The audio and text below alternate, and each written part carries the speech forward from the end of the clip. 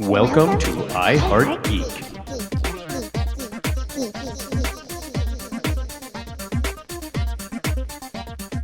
And welcome to another episode of I Heart Geek WandaVision.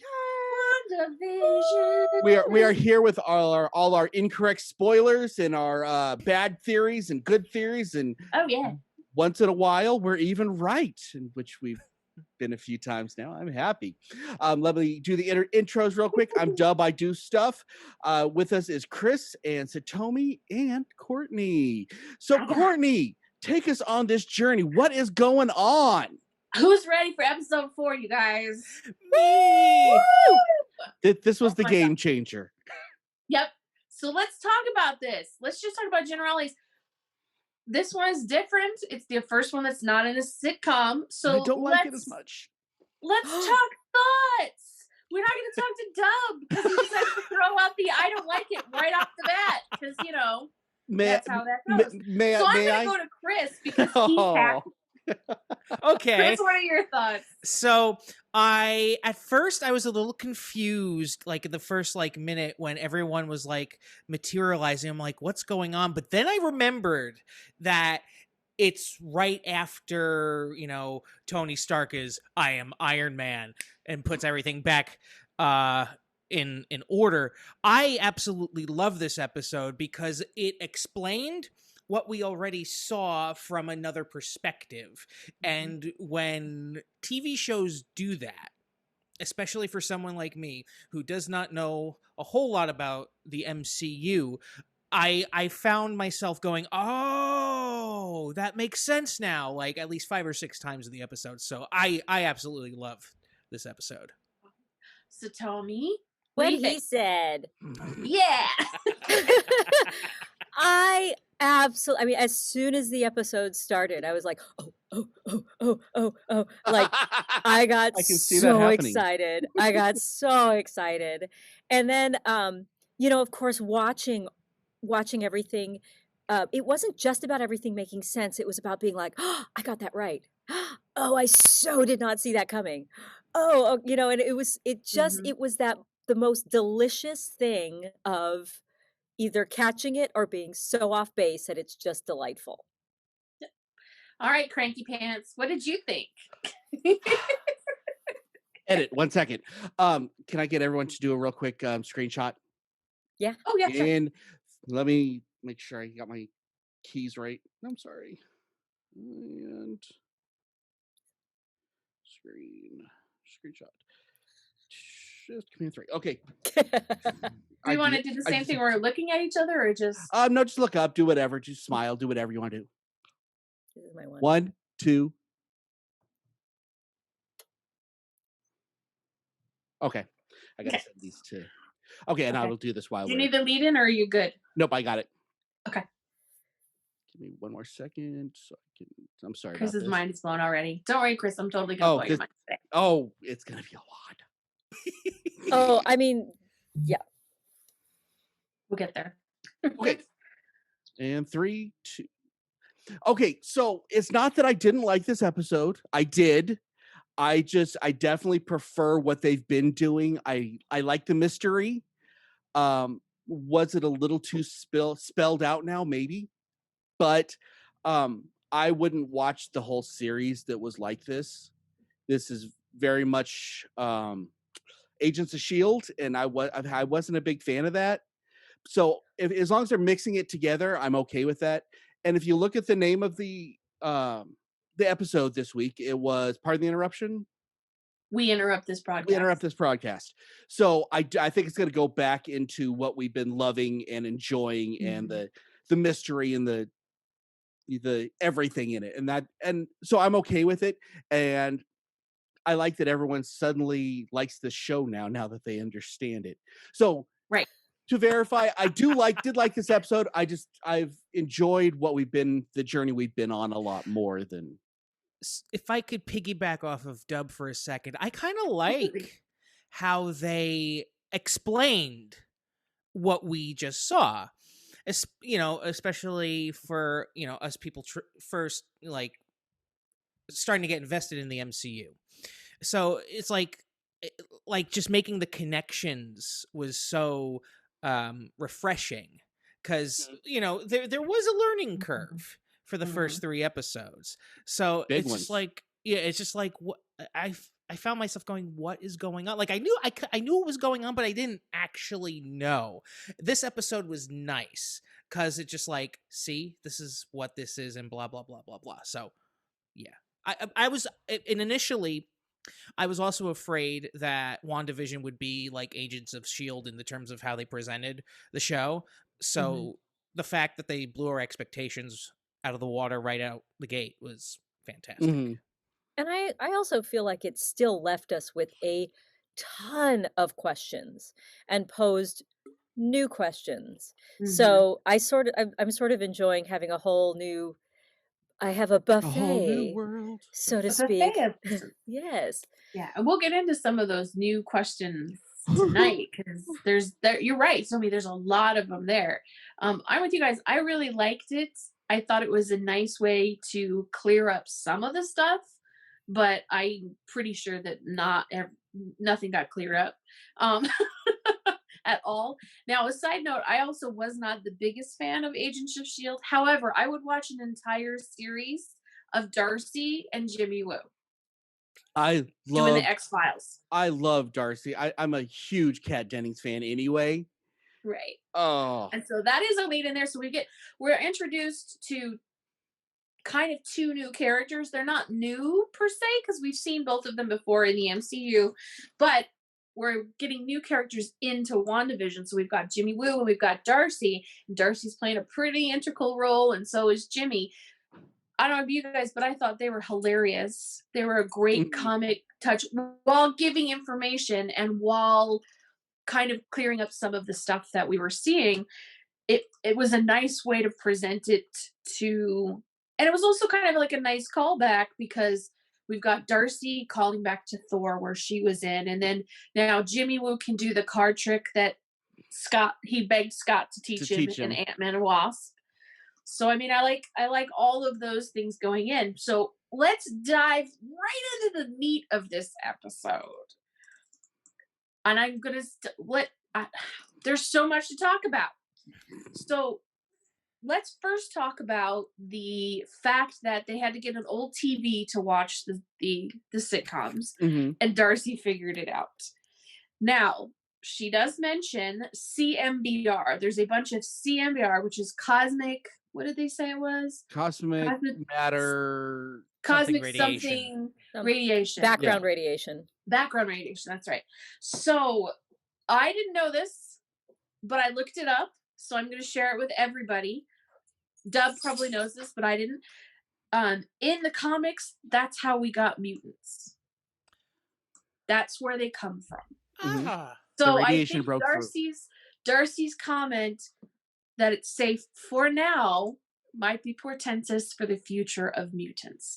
So there's that.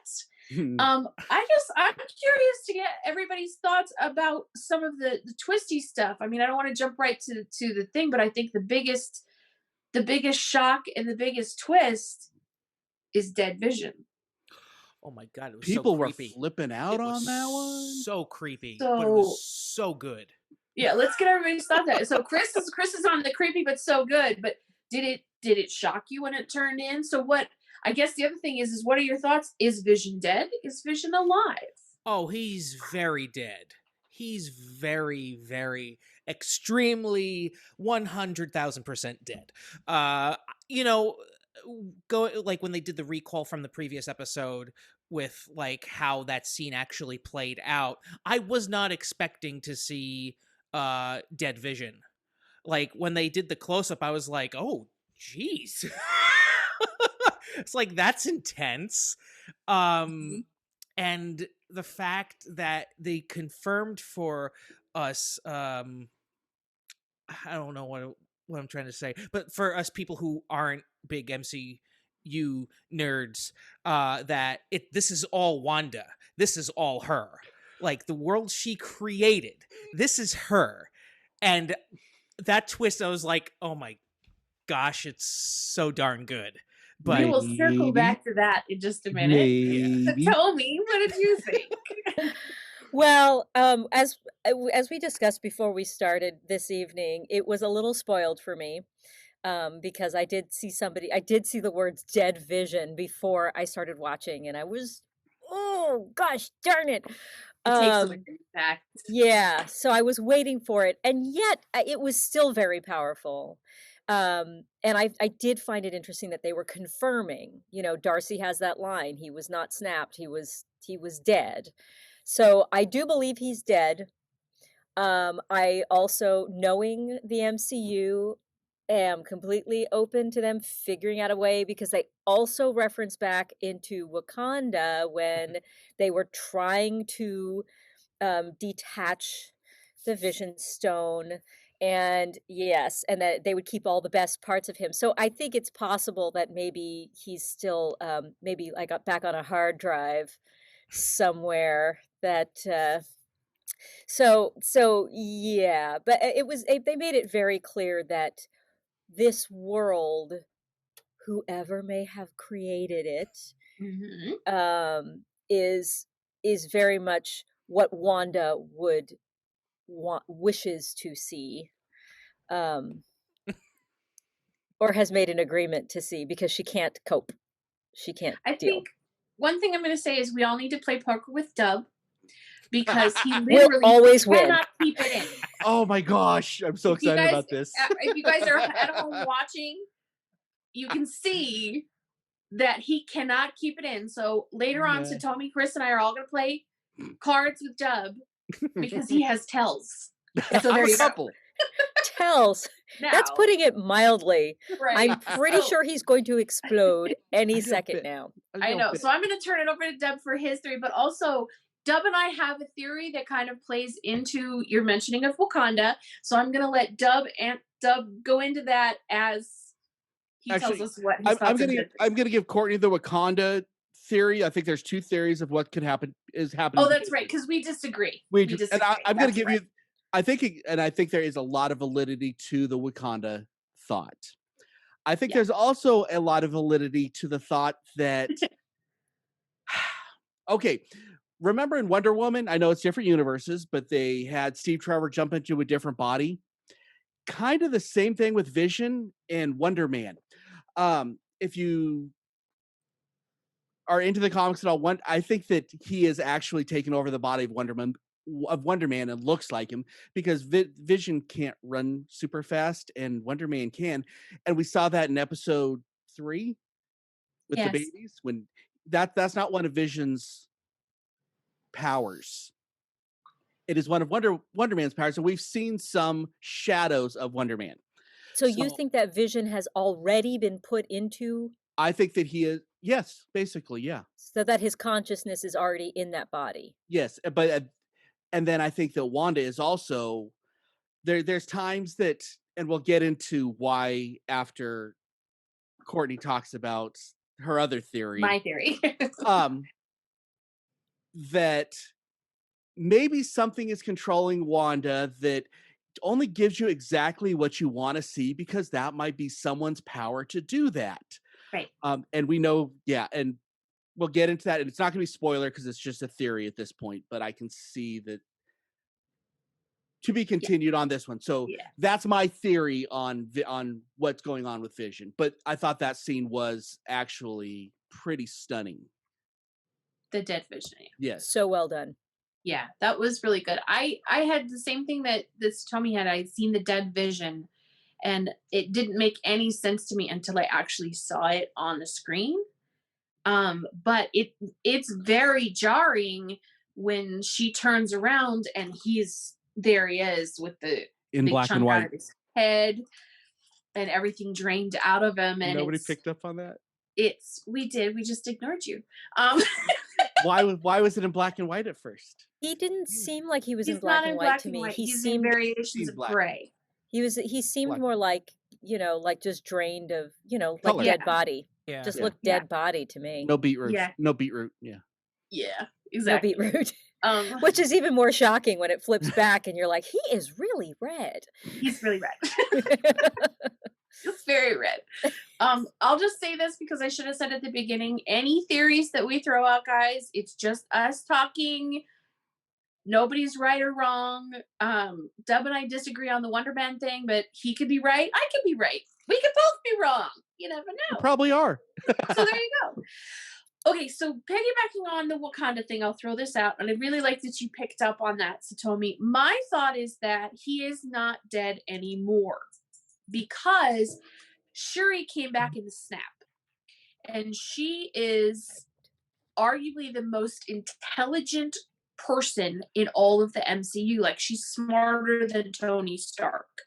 She had already known what was going on in his positronic net and all that kind of stuff. So this is 3 weeks, supposed to be 3 or 4 weeks after the blip. Mm-hmm. In that 3 weeks, she could conceivably, because we also don't know what happened to Vision's body. The last we know of it at the end of Infinity War is his body was laying in a field in Wakanda. And so it's very possible that Okoye took it back to the lab and just left it there. Totally. And so it's possible that Shuri has recreated him, because the only reason I think he's not completely dead is he is aware of what's going on every now and then. That look. You're right. The look at the very end of the episode when she's like, I have it under control, and she walks past him and you see his face. And I mean, the same in last week's episode when he was talking to Herb and Agnes, there are moments of cognitive awareness that something is not right. And if he was completely dead and he was a complete creation of Wanda, I don't believe he would have those moments of cognition. But I could be completely wrong. Go, Chris. What do you got for me, baby?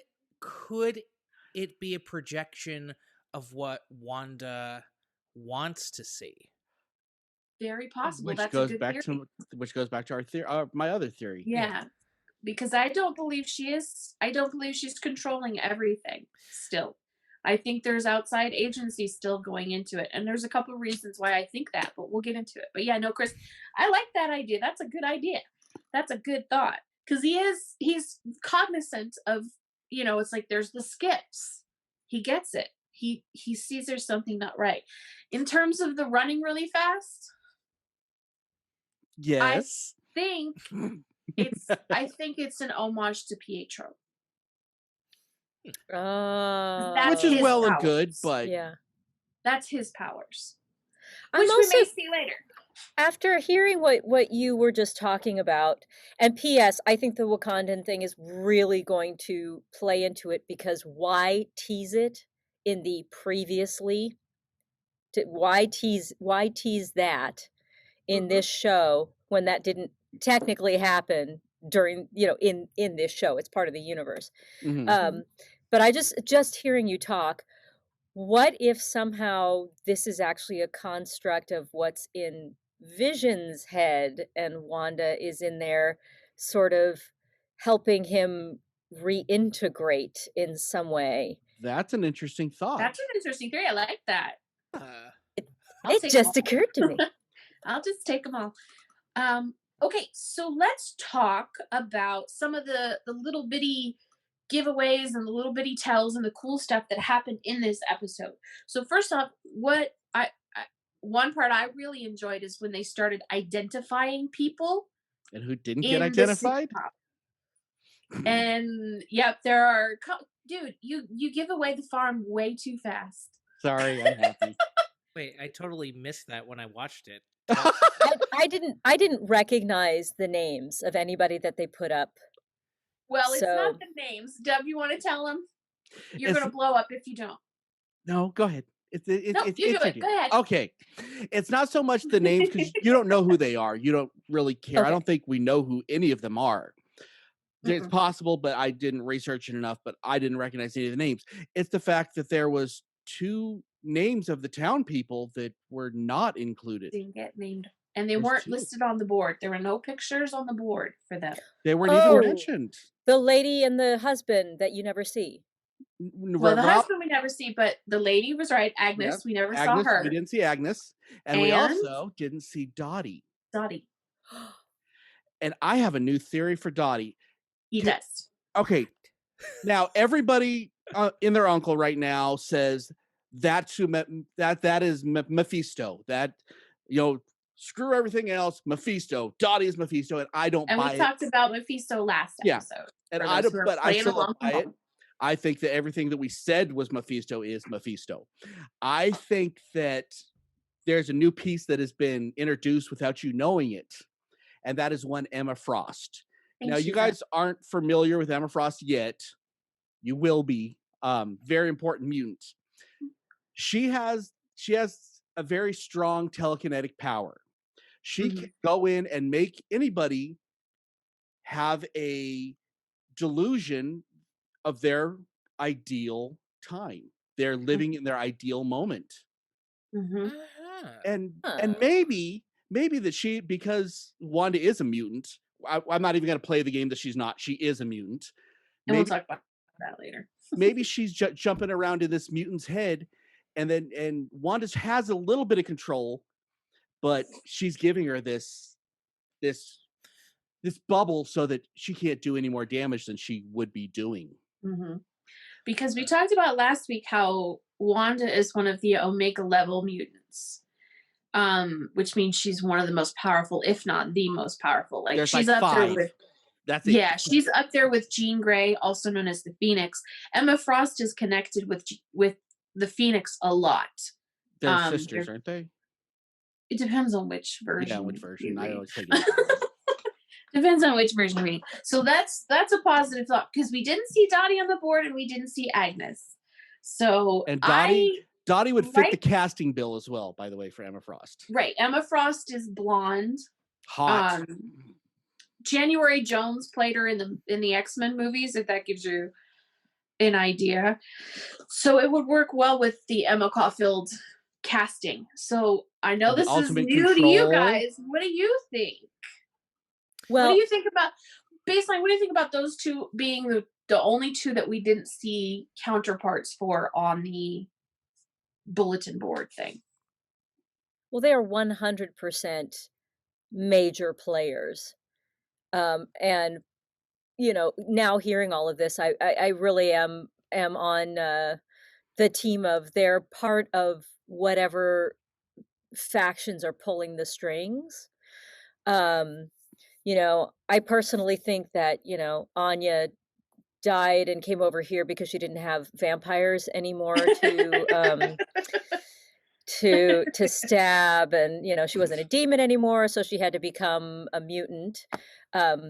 So a shout out to Buffy fans. I will say, when I first saw her, it took me the entire episode. I was like, why do I know her? Why do I know her? So thrilled. And I can't believe we didn't talk about it. So apologies to Buffy fans. Yes, we love. But also because of the social positions that they hold in that community, also leans toward that they're in some sort of position of power, and they're some, particularly Dottie. She's one of the few people that Wanda actually feels like she might have to kowtow to or impress in some way or behave in some way. So, and the other villagers, the other people in the neighborhood. These are the people in your neighborhood. Thank you, because that was in my head. Also impress upon Wanda how important it is to make a good impression with Dottie. So there's something going on there. Chris? So, not gonna lie, I totally missed that when I watched it. I was kind of like having a yay, it's New Jersey moment, because they all had New Jersey driver's licenses. Where's the toxic waste? Love it. There is no toxic waste. It's in your brain, Dub. But listening to all this, like, that's very interesting. That's important, because that's really important. But like, I guess one of the reasons why I'm loving this show is the fact it's taking place in my home state of New Jersey. Anytime there's Jersey love, it's I'm gonna love it. Nice. I love it. So can we talk about Agnes then? Because I feel like it's finally time to talk about who we think that is. Yeah, we talked about Dottie. You guys, are you two okay with us Agnesing it? Educate us. Okay, go ahead, Dub. Tell us about Agnes. Okay, Agnes or Agatha Harkness. As Agatha Harkness, we are 99.9999999% positive that is who it is. She is an old witch that trained Wanda. Mm-hmm. She had actually more impact on Wanda than any human, I think, other than her father and her brother. Which that was another weird story. Yes. But she is. I don't know that she's a mutant. I know that she's just a witch. Is she a mutant? No, she's a very powerful witch. Very powerful. Very powerful. She has a personal relationship with Mephisto. And she was able to make Wanda forget her own children. She's that powerful. And there's little clues. There's little clues to her appearance and to things that she's said that give us this belief that she is. We know in a episode coming up, because it's been in the trailer and the stuff, in the Halloween costumes, when we get to see the actual old OG Vision and Scarlet Witch costumes, she's a witch. She's literally dressed as a witch. In last week's episode, I know some people noticed, I don't know if everybody did, I don't know, Dub, if you noticed, when she's talking to Herb, she has a necklace on. It is literally a necklace that Agatha Harkness wears in the comics. Constantly. Yeah. Is that why there's so many hexagons? Yeah. Well, we're not hexagons, sure. I think, are something else. That's its own thing, and I'm not sure what it is yet. Yeah, so when we say we're like 99% sure that Agnes is Agatha, it's because of all those little tells here and there. And so... And I want to give this. You can see Agatha in the X-Men, the animated series. She was on about 5 different episodes. She was on the Wolverine and the X-Men. And she was also on there was a third animated one that she had a couple of episodes on.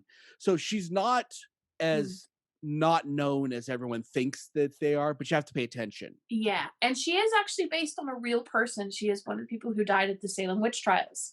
On which date was that, by the way?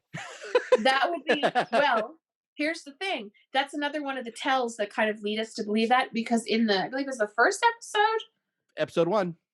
Episode 1 or episode 2, she mentions the date of her and her husband's anniversary, which is actually the anniversary of the day the woman died in Salem. So, I mean, that's how we can say that we're 99% sure. These people, I love this so much. Marvelous, no joke. They go in depth, y'all.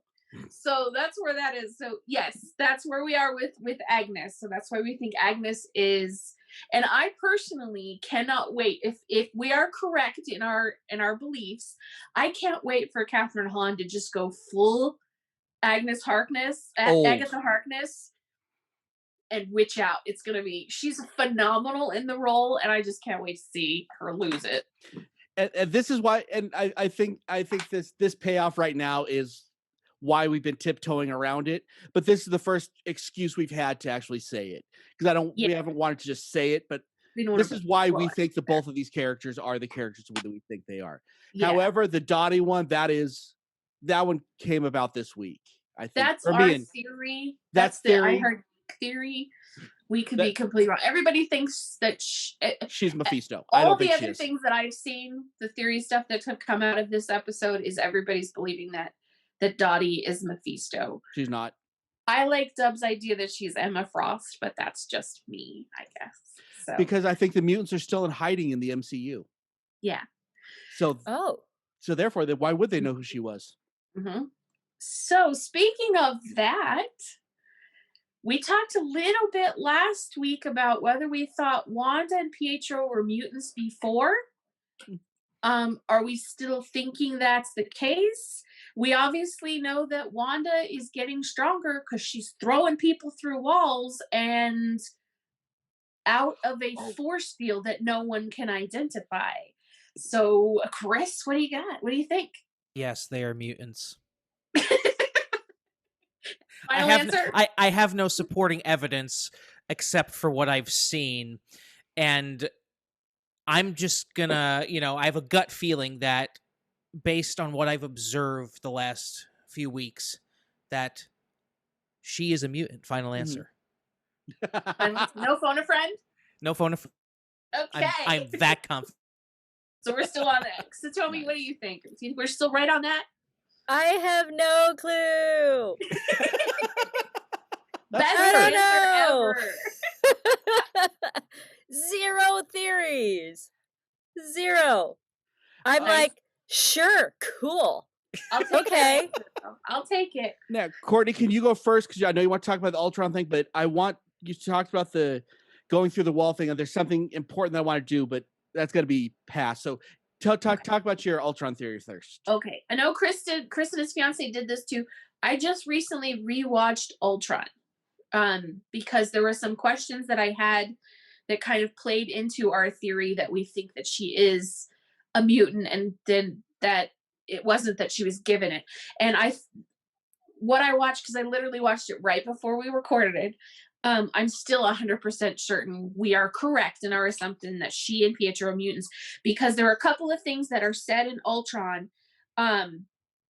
One is that we know they volunteered. That's not a big deal. But there is a line that is said by Ultron to the two of them that says, "No wonder you were the only two that survived the experiments." In the scene, when on a first watching, because what I watched was in a first watching was that their rage for Tony Stark was enough to keep them alive. I'm pretty sure it's because they were mutants and they could withstand it. Because there's a couple of lines too that Tony says and Bruce says where Strucker is not good enough of a scientist to really pull off these human experiments that he's having. So it goes to our theory that we were right, and they're just now, Marvel is just now going to announce that this is what's going to tell us they were mutants. And I think that if we're right that Wanda's a mutant, and this is also, WandaVision is going to be the gateway to mutants into the MCU, it kind of supports Dub's Emma Frost theory as well, because she is also a mutant. She's not an enhanced, she's not like Cap where she got a serum, or Spidey. She's a mutant. Mm-hmm. So it's kind of interesting. So and then the other thing that I noticed is I verified this, supposedly the experiments are created using Loki's scepter, which has the Mind Stone, which is what is put in Vision, which is yellow, which produces yellow energy. So why are Wanda's powers red they're red because she's the Scarlet Witch, but why are they red if in the MCU they came from the Mind Stone? Because we know that most of the powers that come from the stones stay the color of the stones. So when they use this Tesseract stuff was blue. When they used the Eye of Agamotto, which is the Time Stone, everything's green. So it correlates. These don't correlate to the stone that supposedly gave her the powers. There's my theory. Okay. Yes, they're I think I blew Chris's mind again. Yes, they're mutants. Now, I want to go back when you said that when she threw Rambo through the walls. Mine is exploding too, by the way. I'm just doing it quietly. Mm-hmm. When she threw Rambo through the walls. Chris does this, and Satomi, you do this. Like your eyes get really big. Like, oh yeah. Chris gives me this. That's my tell that it's just like, what? Now you sit there, Satomi sits there calmly, and it's like the eyes get really big. Everything else is calm, but the eyes get really big. Like, I would like to subscribe to your newsletter. Yes, that's pretty much it. Add me to your email list right now. Nice. So, I'm sorry. Go ahead. It's okay. So what you saw that I don't think you realized you saw a origin story. And that was the origin of Rambo's power when she becomes Photon. I think when she goes through that force field. Her mom was Photon. She's Spectrum. Spectrum, sorry. So you're welcome. She went through there. I think that's when she got her powers. That's very possible. She had powers coming. Oh yeah. Oh yeah. Oh yeah. Well, we don't know if they're coming. They may not be coming in the show. Okay. Maybe not in the show, but they are coming. But I think she that's is the a start. superhero in her own right. She actually carries the mantle of Captain Marvel for a while too, before she takes on the role of Spectrum. Yeah. Awesome. So that was awesome. Mm-hmm.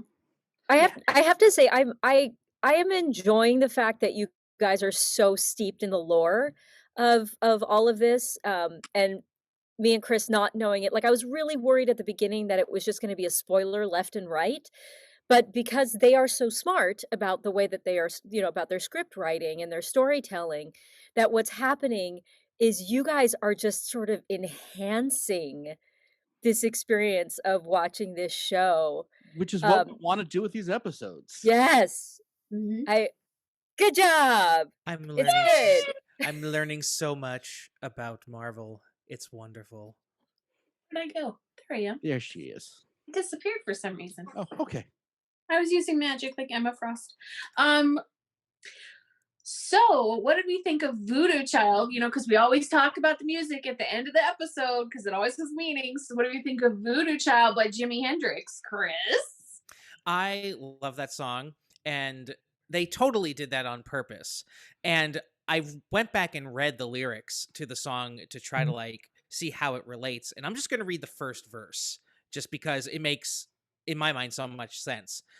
Well, I stand up next to a mountain and I chop it down with the edge of my hand. Well, I pick up all the pieces and make an island, might even raise a little sand. So for me, that relates to how, we're in this world that's being manipulated. In a world that's being manipulated by a mutant or unknown forces.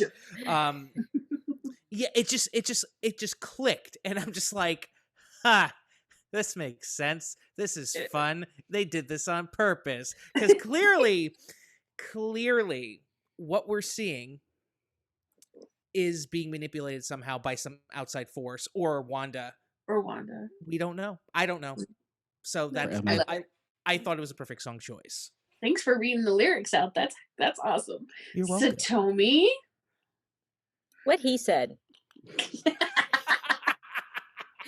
The fact is, I don't know. And I love not knowing. I mean, if anything, it, from title alone, it sort of implies that what we were talking about earlier is that somebody else is still pulling the strings. Somebody has the doll and is sticking little pins in there and making things happen. So, it sort of implies that manipulation. But other than that, I don't know. Voodoo Child could be a reference to Mephisto's children that he has created, that the Voodoo Child that he has created from the spawn of Wanda. Just a guess. Except in the comic books, I know Wanda creates the children from Mephisto, not the other way around. Well, either way. We'll go into that more because I don't want to give that away for our that's Satomi and anybody else out there who doesn't know. Otherwise, read House of M. Right, guys, that's the show. So I want to thank our amazing panelists, Chris Giorgetti, Satomi Hoffman, our king of all stuff that he does stuff, Dub, over there, and then I'm Miss Geeky Page, Courtney Sheets, your kind of host with most this time. So watch us next week for next week's episode of WandaVision. Also, we got a bunch of other stuff coming out, and don't forget to check us out on social media. We are everywhere. We are on Facebook and Twitter and Instagram and every other place in the world that you can think of.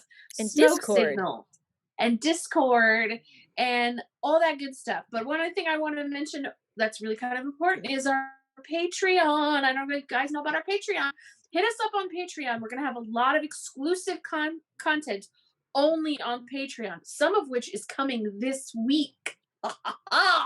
So if you want to get a hold of that amazing, fun, exclusive Patreon content, go over to Patreon, click on the like, subscribe, drop a couple bucks our way. Remember, we don't make any money from this show. Everything we get on Patreon goes back into putting out the show for you guys.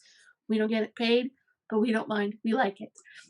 So And don't forget to check us out on our website, which is iHeartGeekShow.com. All of the social media links are over there, and also the ones that you can check out our podcasts if you don't have like an app for that, but everybody's got an app for that. But check it out anyways. So I want to thank everybody for joining us for WandaVision, and we will see you next week for more WandaVision. And remember, keep on geeking on.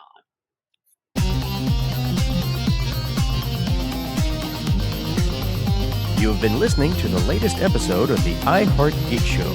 Make sure you visit our website at www.iheartgeekshow.com. Make sure to follow us on Instagram, Twitter, and Facebook. And if you check us out on YouTube, make sure to like, comment, and subscribe. And keep on geeking on to all of you geek rock stars.